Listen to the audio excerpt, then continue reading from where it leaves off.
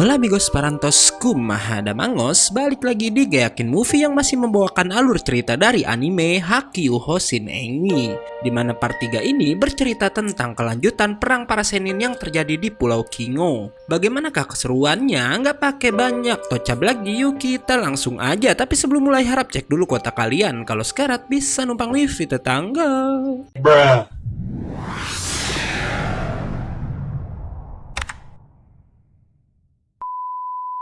Part ini diawali dengan Kobo dan Gyokutei juga supusan yang mulai memasuki Pulau Kingo untuk mencari keberadaan Yozen. Dan tanpa mereka ketahui, ternyata di belakang Tenka dan Hiko mengikuti mereka bersama tiga senin cantik yang menamakan diri mereka Unsu bersaudara. Di mana kelima orang ini berhasil menemukan inti dari Pulau Kingo yang katanya dari sanalah Buncu mengendalikan pulau tersebut. Tapi salah satu Unso memberitahu kalau mereka harus hati-hati terhadap Juten-kun yang adalah para senin yang menggunakan sihir ruang dan dipimpin oleh Oten-kun. Sementara saat itu, Gyokutei yang masih mencari Yozen malah menyuruh Kobo dan Suppu kembali ke Konron, sementara ia yang akan menyelamatkan Yozen seorang diri.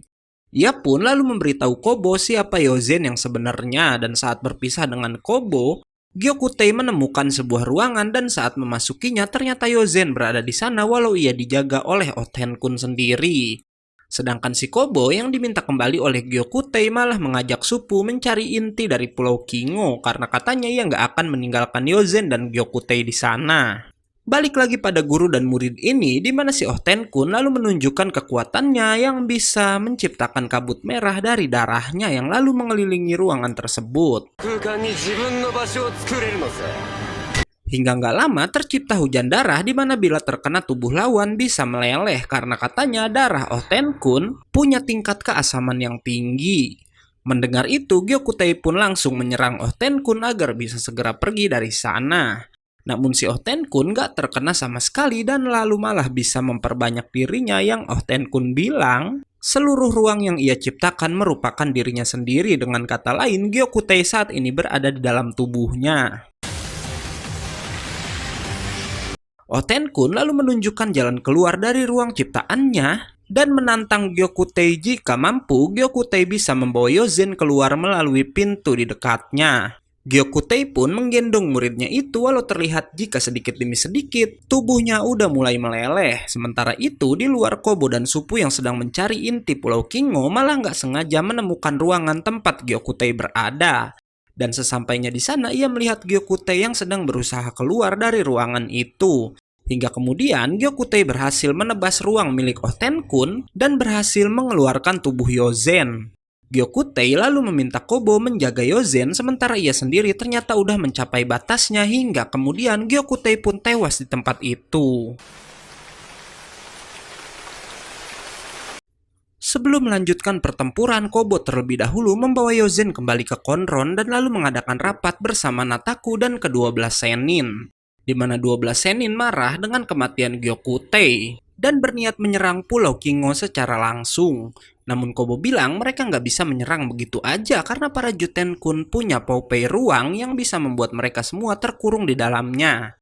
Dan maka itu Kobo memilih membagi tim dalam jumlah 2-3 orang untuk berpencar di dalam Pulau Kingo. Mereka pun lalu melakukan undian untuk membagi tim di mana orang yang mendapat bola kecil dengan warna yang sama akan menjadi satu tim.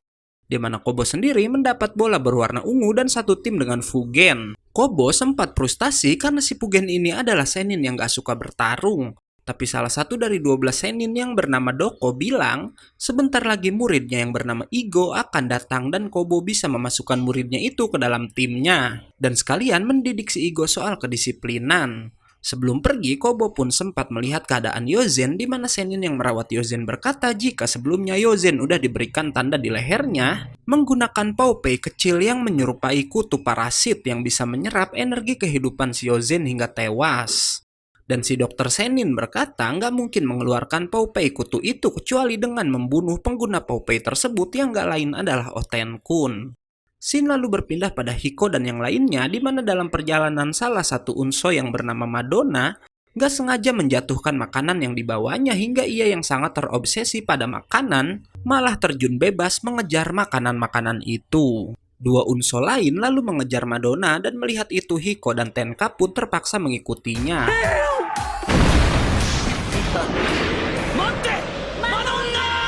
Tapi apesnya ayah anak ini malah dikepung para yokai Sennin yang marah karena Madonna merusuh di tempat mereka. Tenka dan Hiko bisa mengalahkan banyak yokai Sennin itu hingga keduanya lalu terjebak dalam pusaran angin yang merupakan ruang ciptaan salah satu Jutenkun yang bernama Totenkun.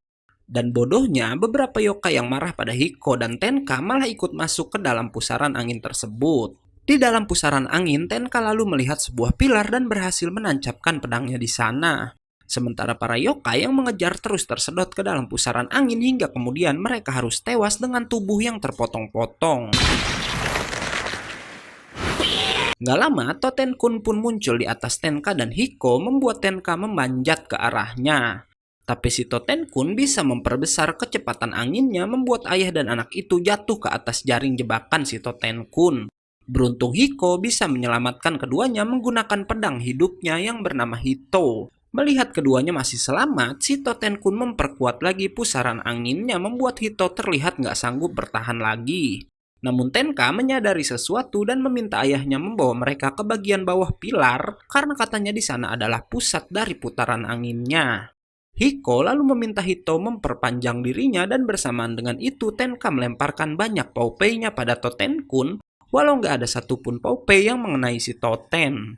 Tapi ternyata yang Tenka incar bukanlah si Totenkun melainkan bagian bawah pilar yang kemudian membuat pilar itu retak dan menyerap panas dari bawah pusaran angin tersebut. Dan akhirnya Totenkun pun terjun bebas dan tewas oleh jebakannya sendiri.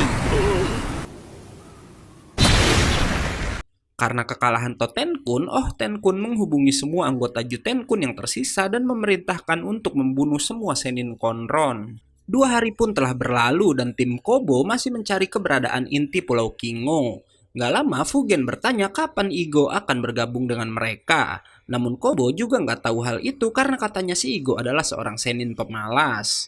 Kobo lalu menghubungi semua Sennin Gunung Konron untuk memberitahu jika ada salah satu tim menemukan inti Kingo yang gak lain adalah tempat Buncu berada, maka mereka dilarang menyerangnya karena terlebih dahulu tim harus fokus mengalahkan para Jutenkun.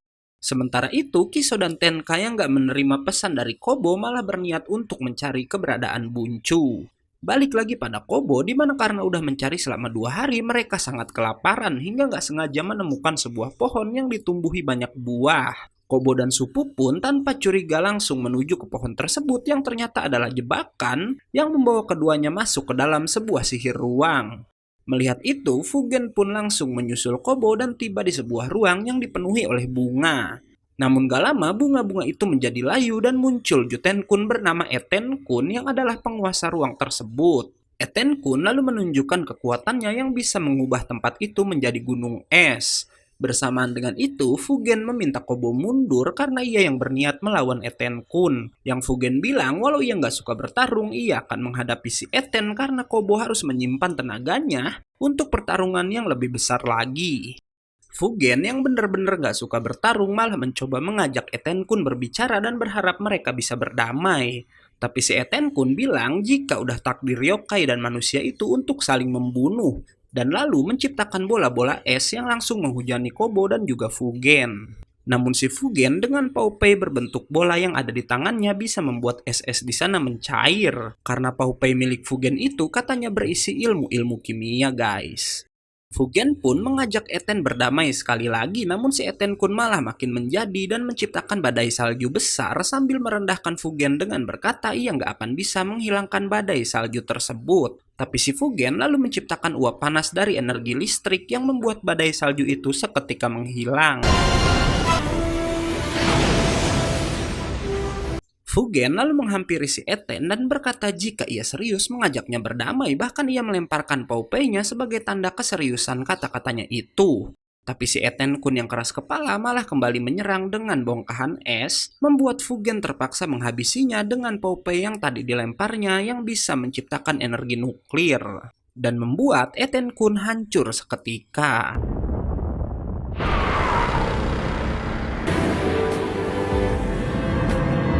Shin lalu berpindah ke tim A di mana Nataku bisa mengalahkan salah satu Jutenkun dengan sangat mudah. Sementara itu, di Gunung Konron terjadi suatu keanehan di mana para Zenin tiba-tiba mengalami sakit mendadak. Genshin Tenson berusaha mencari penyebabnya dengan cara pergi ke tempat Yozen dirawat, namun ternyata si Yozen udah menghilang dari sana. Nggak hanya di Gunung Konron, ternyata para Zenin yang sedang menyerang Pulau Kingo pun mengalami hal yang sama, di mana mereka tiba-tiba memiliki tanda yang sama seperti Yozen. Dan dari sana, Kobo akhirnya menyadari jika Ohtenkun udah menyebarkan banyak kutu-kutunya, dan maka dari itu, kecuali Jutenkun, para yokai Zenin Pulau Kingo nggak ada yang terlihat sama sekali. Ia pun lalu mengecek keadaan tim lain dan diangkat oleh Bukichi yang memberitahu jika Shinjin dan Dotoku tiba-tiba terkena demam. Dan karena itu, Kobo menyuruh Bukichi mencari semua Zenin untuk berkumpul di suatu tempat agar bisa diobati secara bersamaan. Sementara ia berencana mencari Ohtenkun untuk menghilangkan efek Poupei kutunya yang padahal ia sendiri terlihat terkena efeknya. Gak lama datang seorang pria menemui Kobo yang ternyata adalah Igo, murid dari Shidoko. Kobo pun bertanya kenapa Igo gak terpengaruh oleh kutunya. Dan Igo menjawab itu karena kulitnya yang sensitif sehingga ia bisa merasakan jika kutu itu menempel dan langsung membunuhnya. Tanpa mereka ketahui, si Ohtenkun sedang memperhatikan mereka dan berkata jika ia harus membunuh orang-orang yang gak terkena Poupei-nya. Bersamaan dengan itu, ia juga melihat Yozen yang memaksakan diri untuk pergi ke Pulau Kingo juga. Shin lalu berpindah pada Hiko dan Tenka yang bertemu kembali dengan trio cantik Unsu, dan saat itu ketiganya udah memakai kostum aneh. Tapi berkat itu juga mereka bertiga sama sekali nggak terpengaruh oleh Poupei kutu milik Ohtenkun, dan mereka punya obat bernama Sento yang bisa menahan efek si kutu untuk sementara waktu. Walau itu hanya bisa mengembalikan 50% energi yang udah terserap. Sementara itu di tim A, Nataku dengan teganya malah meninggalkan teman-teman satu timnya yang saat itu terkena efek si kutu juga. Hingga kemudian ia bisa mencium aroma Yozen yang berada di pulau itu juga. Kembali lagi pada tim Kobo di mana ia menyuruh Igo mencari Nataku karena dari semua tim hanya mereka berdua yang gak terpengaruh oleh si kutu. Dan karena itu Kobo bilang jika mereka lebih baik bertarung bersama karena Ohtenkun pasti mengincar keduanya. Fugen lalu memberikan sebuah radar yang ia bilang bisa melacak keberadaan Nataku.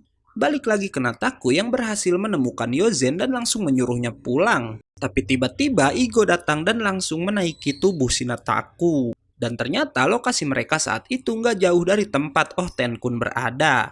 Tapi ternyata itu adalah sebuah jebakan karena sebenarnya ketiganya udah masuk ke dalam ruang dua orang Jutenkun yang bernama Yotenkun dan juga Kinko Seibo. Gak hanya mereka berdua karena kemudian Nataku menyadari kalau Ohtenkun sedang memperhatikan mereka dari bawah. Membuat Yozen yang marah karena udah kehilangan gurunya langsung menyerang si yokai Zenin. Tapi Ohtenkun bisa menghindar dan lalu pergi begitu aja.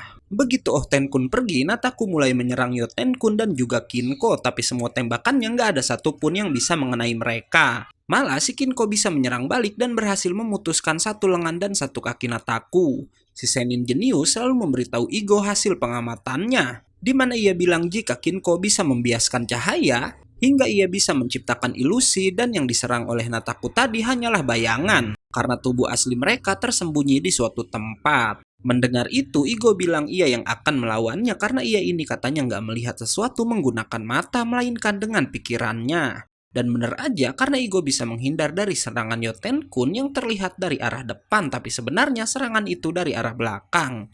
Hingga akhirnya Igo mengeluarkan Poupei-nya dan membuat ledakan besar. Namun si Kinko lalu membuat ruang lain yang membawa mereka semua dalam kegelapan. Dan gak lama Kinko menciptakan cahaya yang membuat bayangan para Zenin Konron hidup.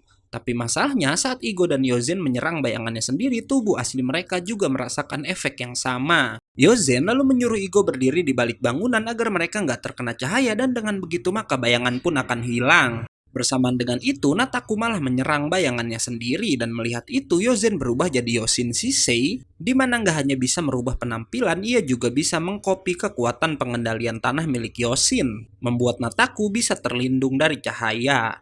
Tapi kemudian Yotenkun menyerang Yozen membuatnya kembali ke wujudnya semula. Namun si Zenin jenius berubah menjadi Chotenkun dan memenuhi ruang ciptaan Kinko dengan pasir. Walau itu nggak bertahan lama karena Yozen pun harus kehabisan tenaga. Tapi ternyata pasir itu hanyalah sebuah pengalihan karena Nataku tahu-tahu muncul di hadapan kedua Jutenkun dan berhasil menghabisi Kinko. Namun, Igo kemudian terkejut karena Yozen udah nggak bernapas. Walau katanya saat itu si Yozen masih hidup. Hal itu membuat Igo sangat marah dan lalu menyerang Yotenkun. Dan ia ternyata bisa merubah bentuk Poupei-nya menjadi sebuah tombak hingga Igo berhasil menghabisi si yokai. Tapi kemudian Igo menyadari jika tubuh Yozen udah menghilang dan part 3 pun selesai. Oke, karena videonya udah habis, gue gak undur-undur dan gak yakin movie pamit. Datang lagi besok untuk tahu kelanjutan ceritanya. Bui bui.